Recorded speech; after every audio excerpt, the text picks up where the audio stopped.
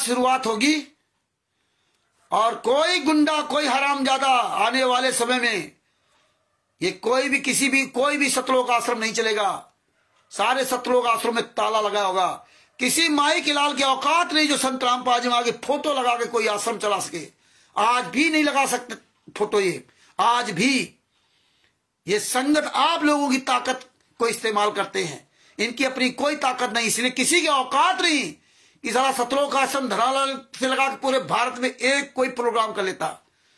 अपने ही शिष्यों का, अपने ही गुरु भाइयों का, जिनको गुरु भाई मानते नहीं सामना कर सकते, दूसरे क्या करेंगे? चोरों की तरह छुपे हुए हैं, चोरों की तरह। तो भगत भाइयों जागरूक बनिए और तैयारी कीजिए। हमारा अपना अलग सिस्टम सब होगा। सबसे पहले आप लोगों से नाम पता मोबाइल नंबर लिए जाएंगे।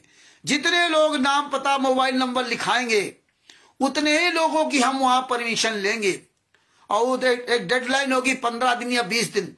इतने दिन में नाम लिखाना है तो नाम लिखा दीजिए और उतने ही लोगों की परमिशन लूंगा और वो परमिशन लेटर वायरल करूंगा कि इतने ही लोग यहाँ आए।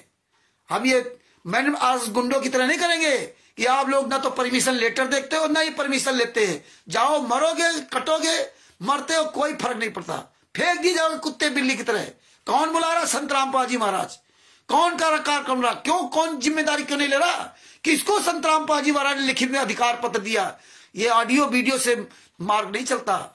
ये ऑडियो वीडियो से देश नहीं चलता। देश चलता कानून से, लिखित प्रमाण से। लेकिन संत रामपाल जी महाराज ने किसको अधिकार पत्र दिया? किसको अधिकार पत्र दिया संत रामपाल जी महाराज ने कि आश्रम बनाओ, ये बनाओ? कि वो आश्रम बनते वो कानूनी तौर से बनते हैं। आश्रम बनते हैं तो आप जमीन जो खरीदेंगे लीगली तौर से खरीदेंगे, उसमें ट्रस्ट होगा, उस संस्था का नाम होगा। तो किस संस्था के द्वारा ये जमीन खरीदी गई है?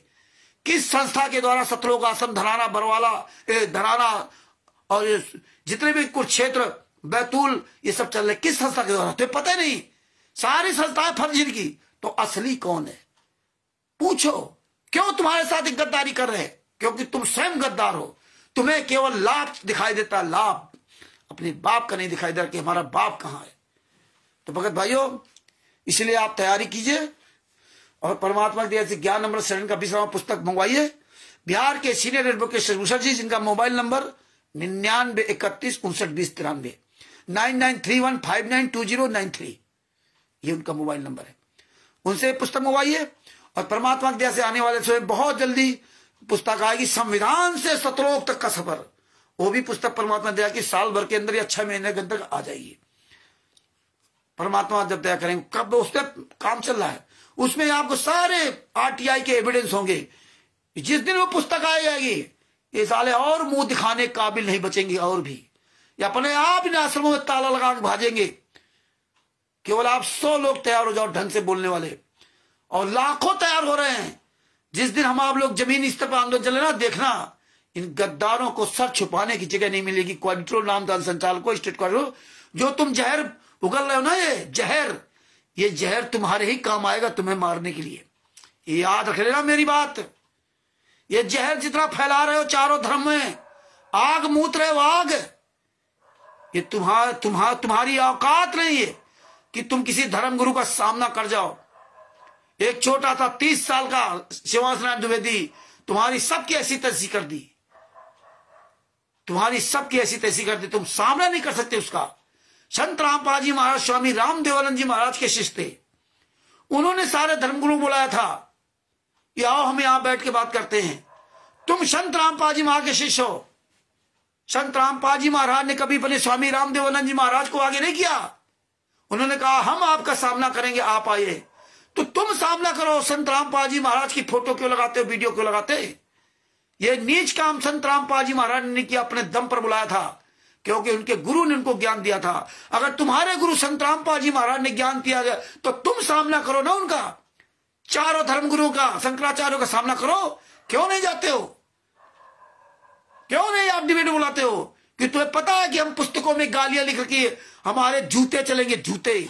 इसलिए जितने स्टेट कोऑर्डिनेटर नामदार संचालक हैं, ये सामने नहीं आएंगे। चोरों की तरह छिपके रहते हैं। कब तक रुकोगे? तुम्हारे रिश्तेदार तुम्हें जान रहे, तुम्हारा पड़ोसी जान रहा है, सब जान रहे हैं। घर घर मोबाइल है, कि तुम किस तरह से पड़ोसी के जो देवी देवताओं पूजा करता हूं उनकी किस तरह तुम बुराइयां कर रहे हो, ये सब समझ रहे हैं। एक दिन वो समय आएगा तुम्हारे रिश्तेदार जूतों से तुम्हें मारेंगे। कोऑर्डिनेटरों, नामदान संचालकों, स्टेट कोऑर्डिनेटर, सुन लो अच्छी तरह से कान खोल करके। गली गली में फर्जी पुस्तक बेचने वाले सुन लो, तुम्हारे रिश्तेदार तुम्हें जूतों से मारेंगे, तुम्हारा पड़ोसी तुम्हें जूतों से मारेगा। तुम कहीं भी सर छुपाने की जगह तुम्हें नहीं मिलेगी, क्योंकि तुम्हें सब जान गए और सब जान रहे हैं। आने वाला समय हुआ आएगा कि रावण की तरह तुम्हारा पूरी बुरी तरह सर्वनाश होगा। ये याद रख लेना। भगत बनने आए थे ना, तुम तो साले गुंडे बन गए, लुटेरे बन गए, दौलत के पीछे भागने के लिए। तो ये ज्ञान अमृत